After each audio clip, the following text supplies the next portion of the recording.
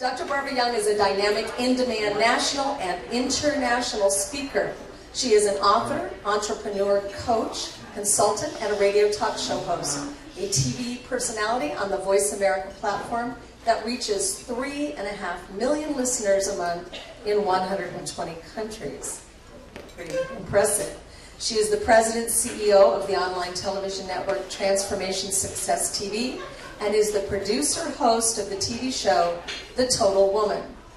Dr. Young spent more than 37 years in education as a senior-level higher education administrator and adjunct professor of public administration before re-careering. Now, I had not heard of that word, re-careering. I actually looked it up. It's a really cool word. Have you guys heard re-careering? It's a fabulous word. It means to make a complete change later in life after you've been doing one career, you just shift gears completely. So before re-careering to her own company. She's also been a consultant to Fortune 400 and 500 companies and CEOs in global communities, academic institutions, city and municipal governments, nonprofits, churches, and community groups. Dr. Young has received numerous awards for her expertise in leadership, public policy, teaching, consulting, radio broadcasting, and success coaching. She was recently awarded the 2016 Lifetime Achievement Award of Excellence by President Barack Obama. Yes, let's give her a hand for that, for sure. Dr. Barbara Young's book, Dancing on Broken Legs, A Journey of a Diva, is being released during the first week of May. We've got to get that book. Ladies and gentlemen, put your hands together for Dr. Barbara Young.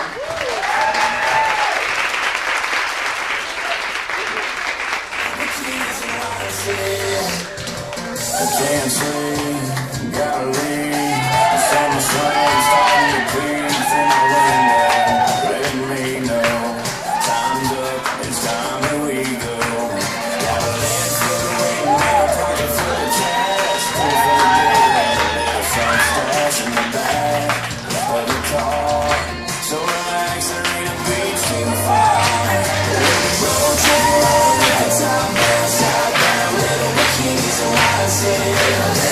Tank top, gonna let the guns out, all about rockin' that on the stair. Like the shit on 70 other girls with the heavenly bunch of that. Kick back and chill out and hit me. Feel the wild ways and never leaving this town. Like there ain't no stopping us now.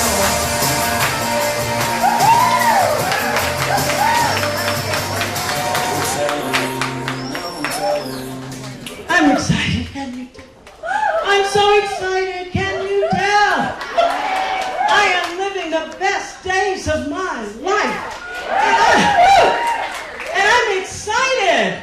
And I am so thrilled to be here today. And I want to give a shout out to Miss Robbie. You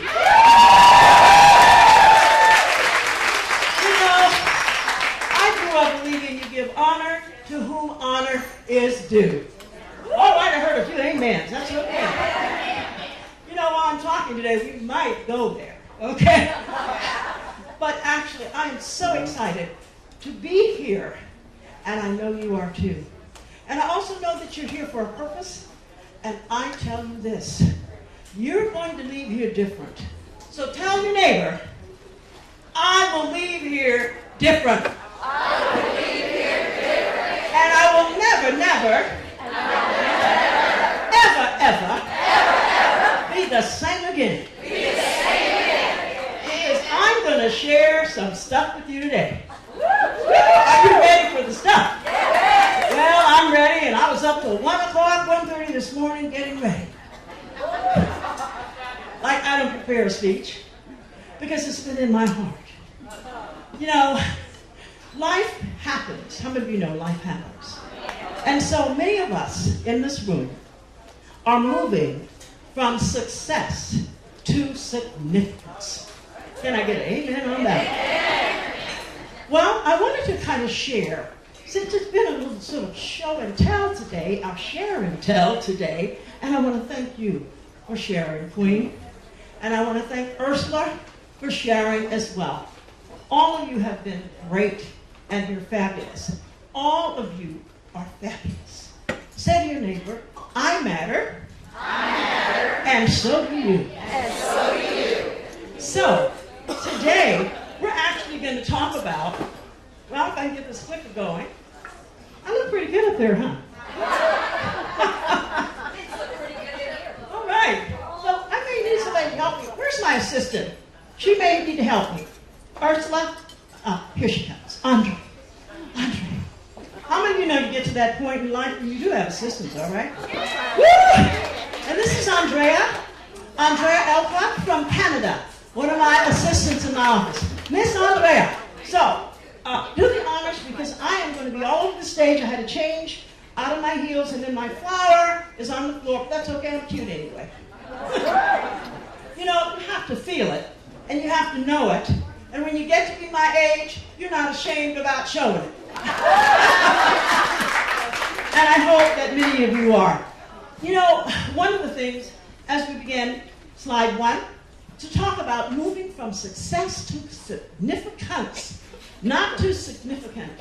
So I wanted to share my early upbringing was pretty normal. In the sense, the family, I was the eldest of 6 children. And I actually learned my first leadership skills from being the one in charge and who would get spanked if the others misbehaved. Anybody know what I'm talking about? So, my mother handled my real estates very nicely. And so, anyway, it was very normal. But one of the things during the era that I lived in, it wasn't that long ago, but it was that long ago, we were driven almost in pursuit of education. You gotta finish high school. You gotta go to college. There was no if, and but. It wasn't where are you, it wasn't, are you going to college? Anything you know what I'm talking about. It's where are you going to college? So we were all sort of programmed in that lockstep sequence of graduating from high school, you go to college, you get your degree, because it will afford you a quality life. So I was programmed into that sequence early on. My parents taught me the values of integrity, of working hard. You work hard. I learned later you work hard, you work smart. But it was hard work that would get you and guarantee you what? Success. Anybody know what I'm talking about? Yes, indeed. So when I began to realize that I was on a career ladder of success, because it was programmed within me, and many of you in this room, to be successful. There was no sense of being a failure. Well, guess what? I went off to college at 15. I went to UC Berkeley at 15. So go, woo, yeah. I was pretty smart, but there's a reason for that, but that's in my book, so you gotta get that so you can read that book, please. But anyway, I stopped out at 17, got married, had a couple of kids. I married this, well, I won't say it's famous, but he was, basketball player from France. But anyway, at 17. So by 19, I'm with 2 children and a vanished husband who liked to pollinate on the other flowers. So I made a decision. And I want to say this too, but because I knew, and something inside of me, as I know within each of you, there is that spirit that you know that you were destined to be successful. How many of you know what I'm talking about? Even as a little child. And I could not believe that I am standing here today. I almost cried back there when I was saying, Althea, my good friend, I can hardly believe where I am today, owning a television network, a radio TV personality, a radio talk show host. And I didn't think I was very good at speaking on the radio. I didn't like my radio voice. I hated it. I was an educator. Of course, let's go back to the lockstep sequence. My family were nurses and teachers. So, what was I supposed to be? A teacher. So, I majored in music education, but I went back to school because I was an incomplete, I felt, stopping out at 15. I went back to school to finish my bachelor's degree at age 36. So that person who made up their mind and said they're going back to school, kudos to you, and never stop learning. And that's one of the things why I'm here today, to say that I didn't just stop with the BA. Of course, I thought that's all I wanted to get, was to get the BA and I'm done. But no, I went to school for 7 straight years, worked full time, got my master's degree. My career trajectory is rising. I'm getting promoted, because I'm really good at what I do, and now I have the credentials. I did not have a clue that I would be going to get my PhD at USC. I ended up at USC when I saw Tommy Trojan. I fell down and cried. I said, I'm on the campus at USC. You know, I was freaking out. Did you know what? I was 49 years old. 49 years young. So I was 51 when I got my PhD. You know why? I was in a hurry. I wanted to be here. So some of you know that your destiny is tied into your choices. You choose. I did not know, and I sort of regress a moment, how important your choices are. No matter how you were born, where you were born, to whom you were born, I realized I could rewrite the script. Yes. Whatever was handed to me at birth, I did not have to accept. Circumstances that happened with the vanished husband, oh yes, it was the second marriage, we won't talk about that one, but, and a third, who's counting? You get it? You get it right. You do it till you get it right. So here I am on a college campus, going back, and guess what? How many of you ladies know that sometimes you have to distance yourself from even your friends and family in order to pursue your destiny, your purpose? I knew I had a purpose. I had girlfriends at the time who had masters and their doctorates and said to me, why are you going back to get a doctorate at your age? Oh yeah, you've heard some comments. But you know, you really know sometimes that's your brand. What do people say about you when you leave the room? So one thing, I said, well, they said, well, how old will you be? And that's a lot of money if you're going to USC. That's very expensive. And I wasn't on scholarship. I said, well, it's a 3-year program, and I'll be out of that campus, let's see, 51. 51?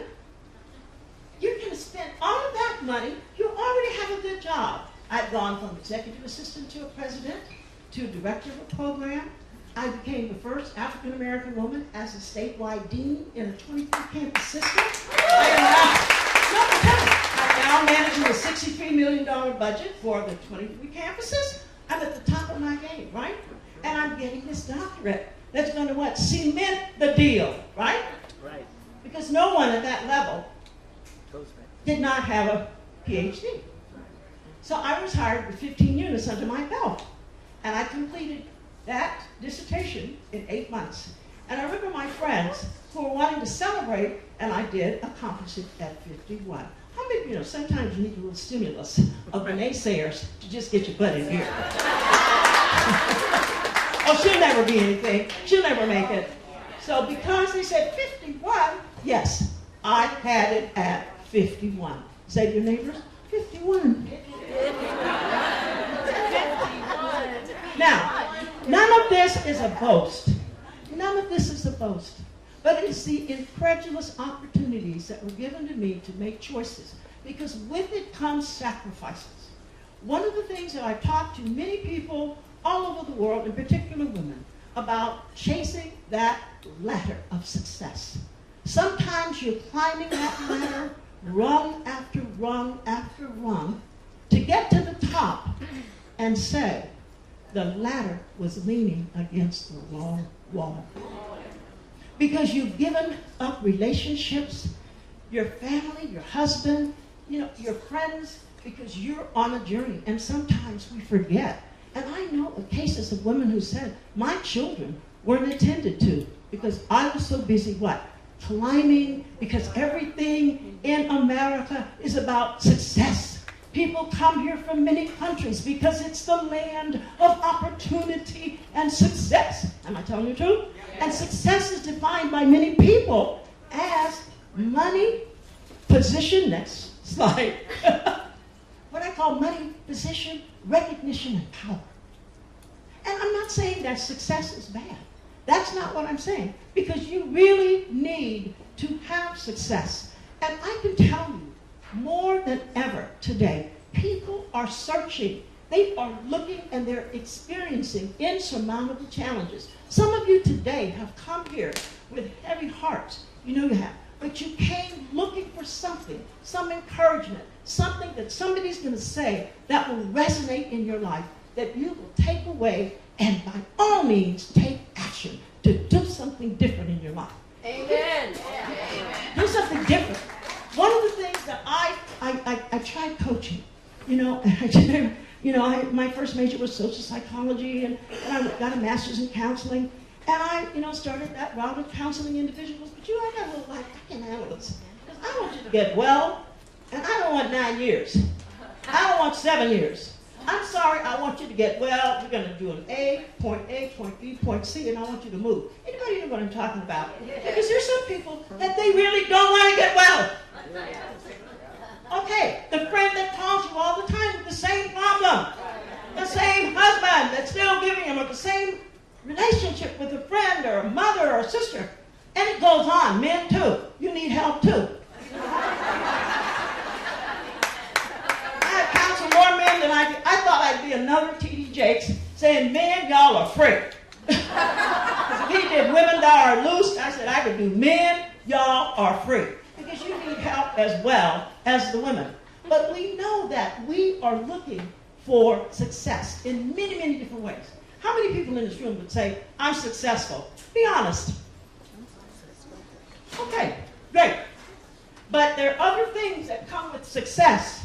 Unconditional love, some joy, some peace. Because oftentimes to be that successful, and I heard Ursula say it, you got to make 20 calls a day. You got to be sales. You got to be on top of your game. You got to be going, you got to be doing it. Am I telling the truth? You got to be networking. You got to be working so many hours a day to get that $1 million that she talked about. So, and that's not bad. Why? Because as we move up the ladder of success, we need money to be significant. Who wants a broken? I just get real. But if you're broke, we have no use for you, right? Because you can't give what you don't have.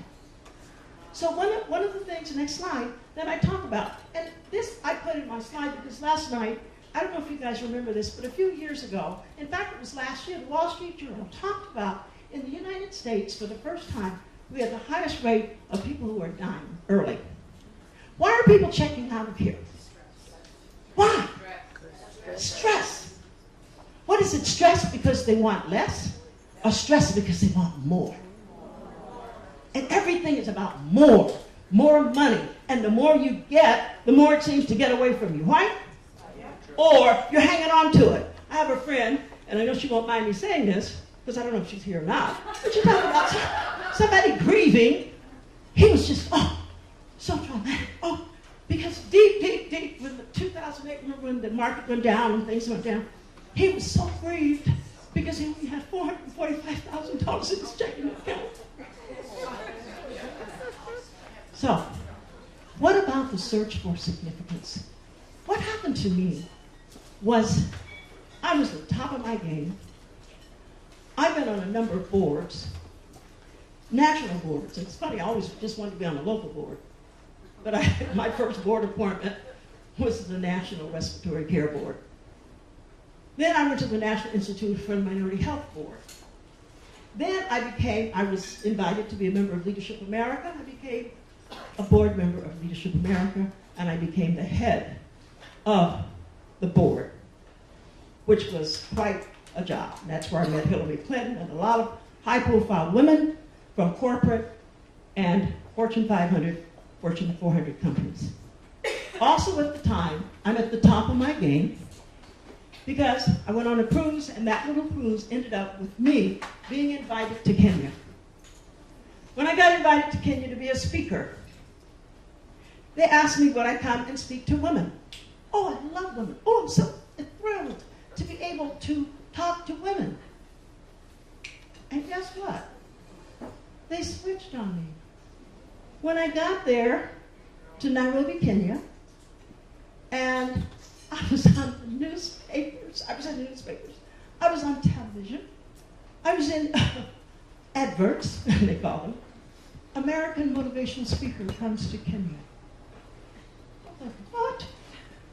And so, I mean, really, I had been on that cruise. I had re-careered. Say re-careered? I'd given up 37 years in higher education.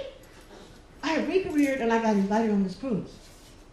On that cruise was Johnny Cochran, Susan Taylor, Michael, I can't remember his name, and his wife, Marcia Dyerson, Michael Dyerson, Marcia, all these high-profile people on this networking professional cruise. Well, I'm going on the cruise, I'm re-careered. So I'm supposed to stand up in front of everybody and say, I'm Dr. Barbara Young Hines, I'm re-careered.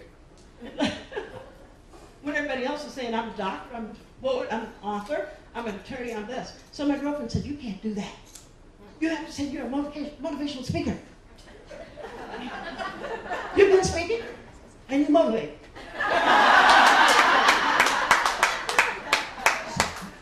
She went to Kinko's. Everybody knows what Kinko's is? She went to Jamaica, Kinko's. Got me some cards that said, Dr. Barbara Young, motivational speaker, and a post office box. I didn't have a DBA, I had nothing.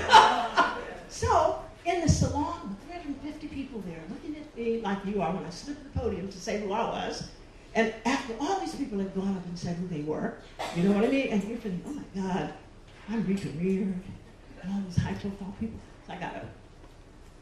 I am Dr. Barbara Young, and I am a motivational speaker from California. Speak the words, and the universe will deliver it to you. I ended up being invited as a result of that cruise, and a person heard me. She was visiting, she was on that ship, had made that trip alone from Nairobi, Kenya, celebrating her 40th birthday. Here's another part I think we miss sometimes. Sometimes your blessings are right in front of you, but you miss it because you're looking at the wrong person. Everybody on that ship ignored her because she was from Kenya. She didn't really have a big title, but she was one of the richest women in Nairobi, Kenya. All right. I would always see her, and she'd say, oh, you're so lovely. And I'd say, oh, so do you. I love that outfit. And so that was the person that invited me to Nairobi, Kenya. She said, would you come to Kenya to speak to the women? A lot of professional women, they would love to hear a motivational speaker from America. I said, I would love to come. How many of you have had people ask you to do something or come somewhere and you never hear from them again? So I figured, well, do you know 3 months later I heard from her. And she said, would you come to Kenya? And could you come in December? Well, at the time I was an adjunct professor at one of the CSU campuses. So I wrote back, I was in shock. I wrote back and I said, well, I can't come in December. She said, could you come in May? I said, ooh. So I called my best friend, who was a congresswoman, and she said, I can't believe this, I've been invited to Kenya to speak. And she said, well, call my cousin and she can be your PR person. You know the drill, Robbie. You get your friends. So all of a sudden she became my PR person. And so they were negotiating back and forth, back and forth. And so they said, we want to do an article on you in True Love magazine. And so they did the interview and all this, I had no idea. So when I get over to the airport, long story short, all these people with signs welcoming me to Nairobi, Kenya. But I had no idea that they were expecting governmental members of parliament and Fortune 500 CEOs. And not only did I have them for a day, but I had them for 2.5 days. Now, Ursula knows, so do you, that we can stand here, we can entertain you for an hour, but you tried 2.5 days. You better have something. I had the Minister of Transportation, the Minister of Home Rule, and the woman who was the Minister of Transportation in the country. Oh, if you've been to one of these seminars, you've been to them all. I said, oh my God. I went in the bathroom and I literally cried. I said, God, you got the wrong person. I literally, I was crying, I looked in the mirror. This voice, truly, I heard him say, it's not about you, it's about me. That began, and I went out, and I said, okay, you got to show your stuff. And I went out and stood before 35 world leaders. That launched me to 2015, traveling the continent of Africa, Senegal, South Africa, Abidjan, Benin, and working and invited by ambassadors. One of the things, anybody from Senegal here? Know anybody from Senegal?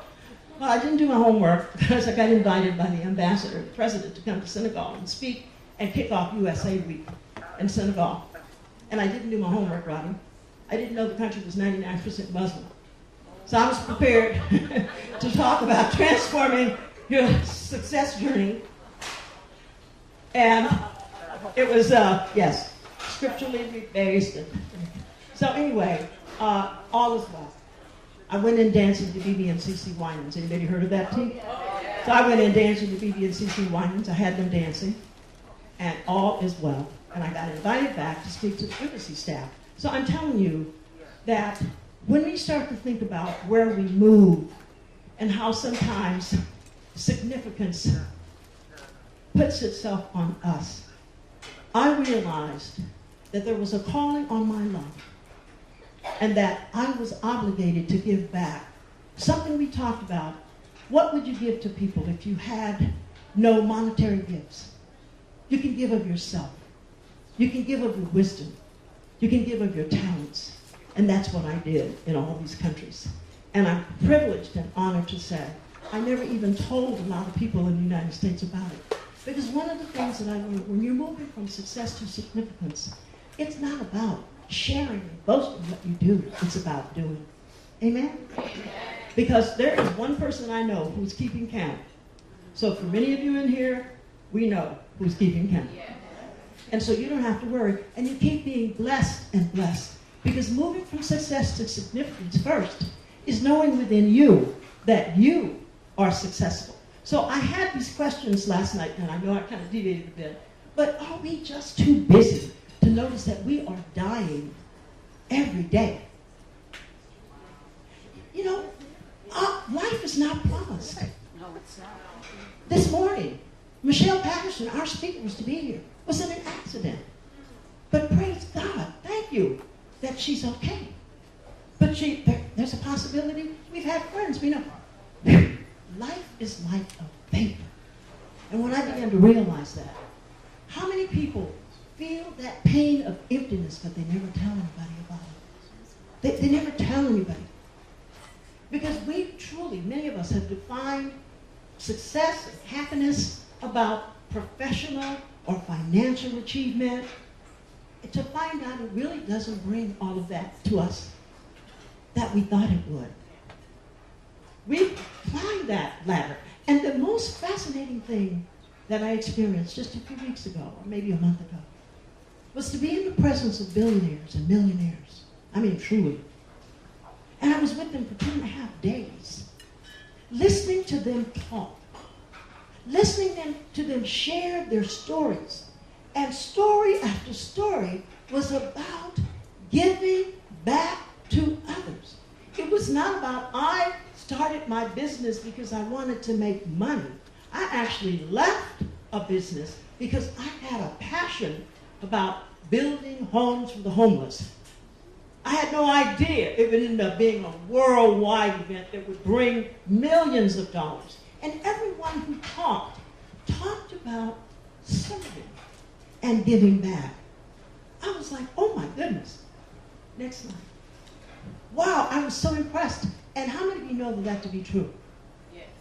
So we're moving from success to significance. I want to ask many of you, have you thought about what are you going to be doing the rest of your life? Have you thought about it? Do you have an action plan? Are you always responding to crises? And some people will tell me, Dr. Young, I just can't seem to walk my talk. And I'll tell you two things that'll keep you from walking your talk and keep you from moving to success, to significance. One, busyness. Your life is so jam-packed, so full of busyness that you don't have time. You literally don't have time. How many of you know I'm telling the truth? Yeah. Do you know that time was invented by God? And we're supposed to rule time. It's not supposed to rule us. How many of you know that? So, what I came up with, and that I wanted to leave you with this today, because I said Dr. Young is not going to ramble on today. This is definitely going to be succinct. I came up with the 3 C's. 3 C's. My blueprint for redefining success. And I hope you'll take this away, because the 3 C's, these must be significantly aligned. I do believe in your life to be significant, and that's what I learned. Your core. Now, you've heard people all the time, they would say, and many of these millionaires would say, you need to know who you are. You need to know what matters. You need to know your values. How many of you know your values? I can prove that you live your values. Just a little digress a moment. I went over when I was in Kenya, which blew a lot of these guys away and gals, members of parliament, because I said, okay, we're gonna do something. I call myself somewhat of a surgeon more than a coach or motivational speaker. I am a surgeon, because I'm gonna cut you open and we're gonna go deep.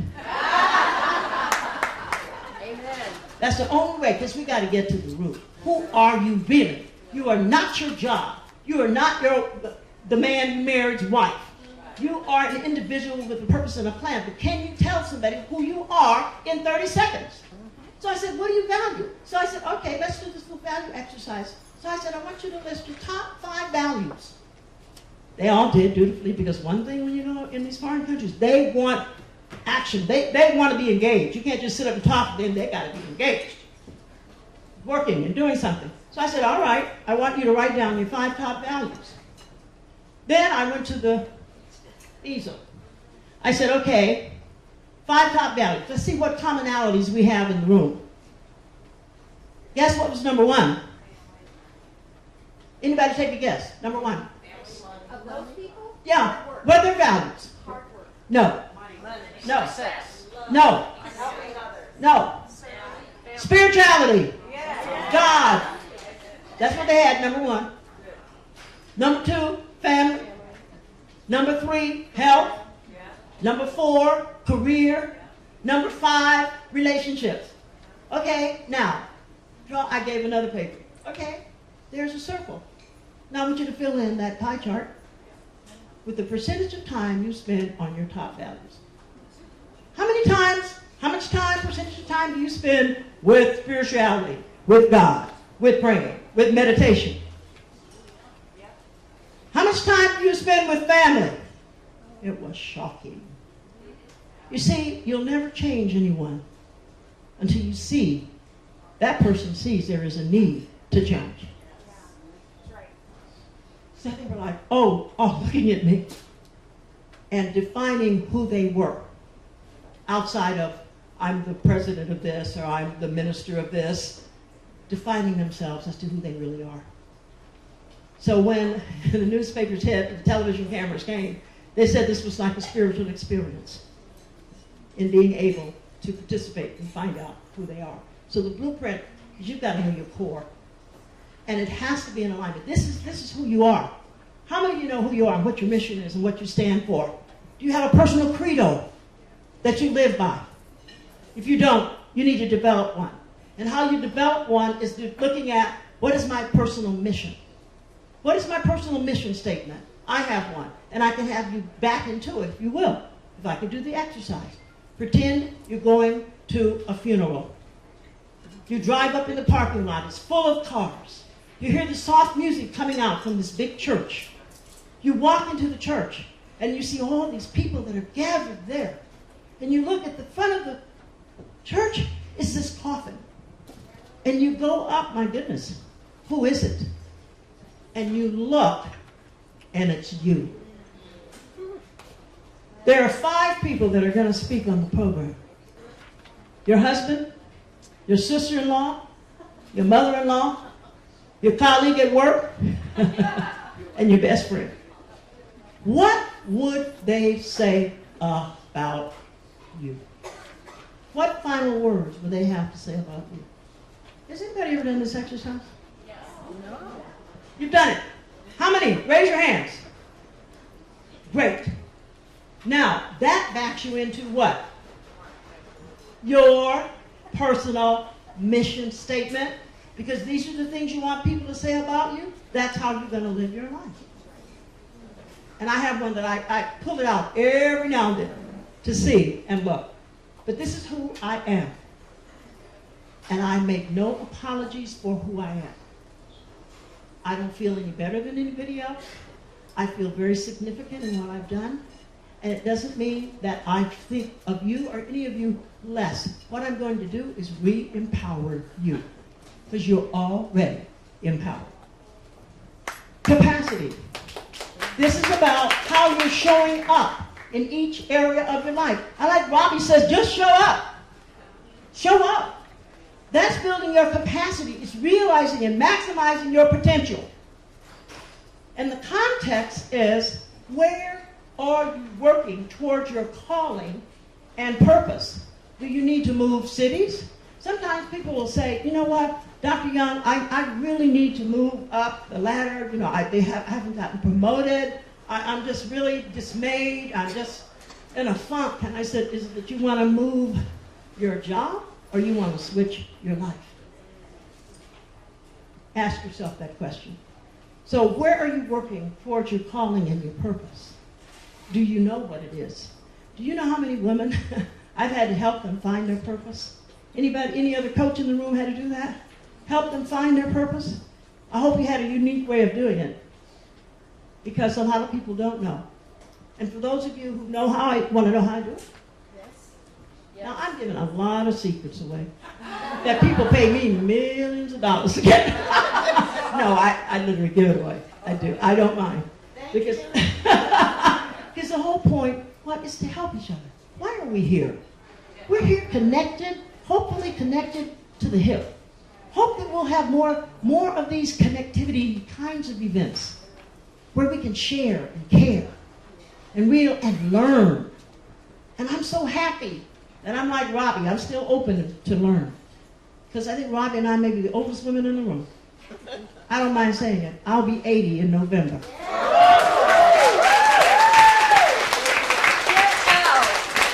So, you need to line up your core, your capacity, and your context. Are you getting anything out of this? Yes. Okay. How do we find our purpose? How do you find your purpose? Okay. One of the things I've had to do with many, many people is take them on what I call a regression analysis road. RAR. And what I do is go back. What did you play with when you were a little girl?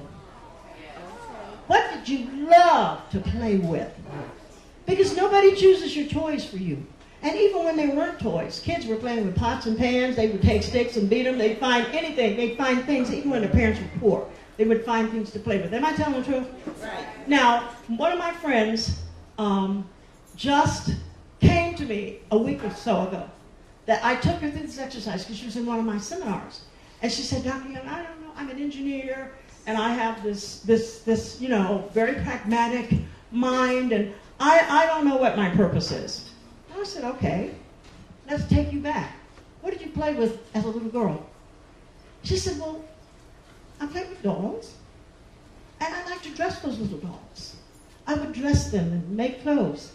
I said, okay, what about that? Does that resonate with you?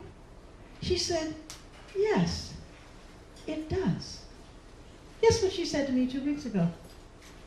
Dr. B, Dr. B, Dr. B. Most people call me Dr. B. They're jumping up and down, jumping down. She says, I have a place open out in San Fernando Valley. I have my own shop. I'm designing clothes.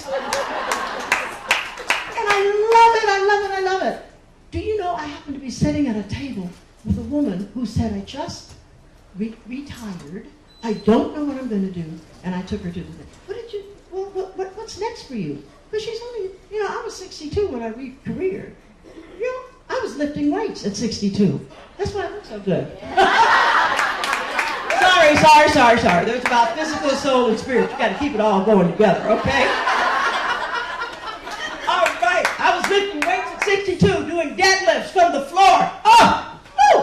Yes. Go, girl. Yes, you go, girl. That's right. I want to encourage you women to get out there and get a trainer. I had Chuck Desai, I called him. But anyway, she's the woman sitting next to me. She said, I don't know. She says, but I kind of like fashion design and clothes. When the woman came over to me, she said, Dr. B, guess what?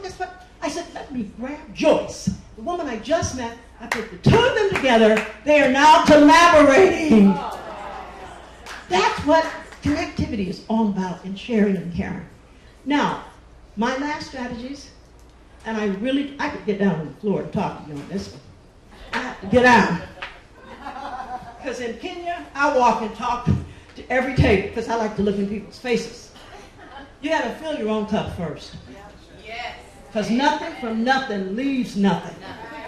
You don't have anything in that cup. And let me tell you something. We women have a habit of pouring it out for everybody else, and we have nothing left for us. Amen. We're empty. You got to fill your own cup, and you have to keep it full. And you have to take time for you. You. And I'm telling you, now if I had a cup, I'd show you, because I did this in Kenya, the woman just fell out, So when I go back, I have a follow-up, of course. We're filling their cups. Develop a strategy for your life. And it needs to be written. Where am I going? What's next? Some of you are 52. Anybody 52? I feel a 52 in the room. I feel a 55 in the room. So what are you going to do with the second half of your life? Where are you going to spend your time? What's your strategy? You got one? See, I like to look in your faces, and your faces are telling me, you don't have no strategies. What's your strategy? You need to be thinking about it. What's your plan? And then, this is important. Many people don't talk about this, but you've got to determine what season you're in. Are you in summer? Are you in winter? You know what I mean when I say winter? It's cold. Things are not going well. It's dark, it's damp, it's cold. Winter season. Get me? What season am I in? You need to identify that, because you need to make a plan how you're going to get out of it. Okay? If you're in debt, get out. Make a plan. Because I bought my retirement house when I was 52. And that's why I say about strategies. And I bought it in an area that I knew that would be prime, would be moving up. Anybody know what I'm talking about? I was planning ahead. The president of one of the campuses said, you bought your house? I said, yeah, it's a vacation house right now, but I'm going to move in it. I said, I bought it now because when I get to be 65, I want to be able to pay the note. Amen. And that house is bringing me profit today. I want you to know. Are you in spring? So you need to determine what's in, and then study what works. Because society always makes a study of what fails, what isn't working. So what works?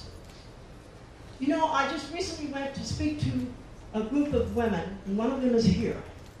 They were in wheelchairs, they were on crutches, and they were younger than me. So you really have to make plans as to what you're going to do to keep this alive. I'm sharp. You know why? Because as Ursula said, I'm reading constantly. I'm feeding it, and I'm speaking it. I'm speaking words of positivity that I will and I can do. I take risk. Some of you are low-risk takers. I took $5,000 in a dream and stepped off, and 6 months later, I'm in Kenya. I had my first personal life growth development seminar up at the Hyatt Regency in Long Beach. I had nobody to invite. I said, I'm having a seminar. They said, how many attendees are you expecting? I said, 35. I kid you not. I had no one to invite. But the miracle of God, I put it out in the universe. 35 women showed up. 35 women showed up. And dressed to the nines. So they said, we know how Dominique Young dresses. We want to come. But they came because they were hungry. And I'm glad you're here because you are hungry for information. And that's a good sign. But the most important thing, and I pray, that you take away today something that's going to move you into that significance level. And all it simply means is helping somebody else. That's all it means. I have changed my whole language. I meet a lot of celebrities. I interview a lot of them. And a lot of them know me. I hate to tell you that because I don't like a lot of the limelight. People don't believe that. But I'm so humbled at what God has done in my life and still doing at almost 80. And I'm in good health. I refuse to accept the status quo. I became the status quo. So take action. I am right now because I took action. And elevate where you are in life, but elevate someone else.